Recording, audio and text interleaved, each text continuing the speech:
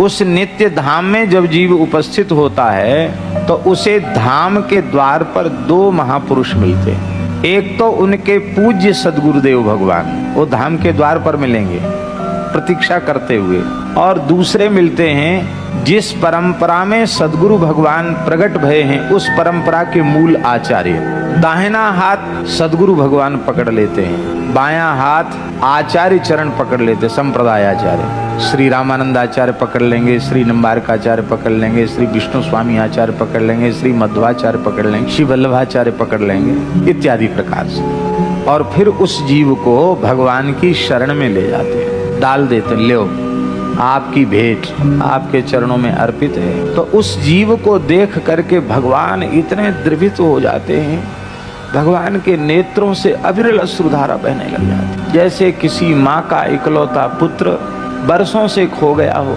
माता दिन रात रुदन कर रही हो और अकस्मात कोई उसके एकमात्र पुत्र को लाकर उसकी गोद में रख दे, उस माँ को कितनी प्रसन्नता होगी। उससे भी कई गुना अधिक प्रसन्नता भगवान को होती है। भगवान अपने प्रेमाश्रु जल से उस जीव का अभिषेक कर देते। वो चरणों में पड़ा है, भगवान के नेत्रों से जल रहे हैं। भैया जी, ये बात बहुत सच्ची नहीं है कि हम भगवान की प्राप्ति के लिए व्याकुल हैं। जीव में जितनी व्याकुलता, भगवत व्याकुलता सबके भीतर नहीं होती है।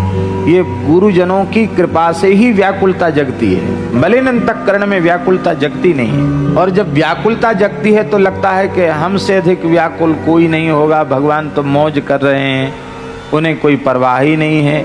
हम रो रहे हैं, तड़प रहे हैं, चीख रहे हैं, चिल्ला रहे हैं, और ठाकुर जी पता नहीं कहाँ चैन की बंसी बजा रहे हैं, ऐसा लगता है कई बार।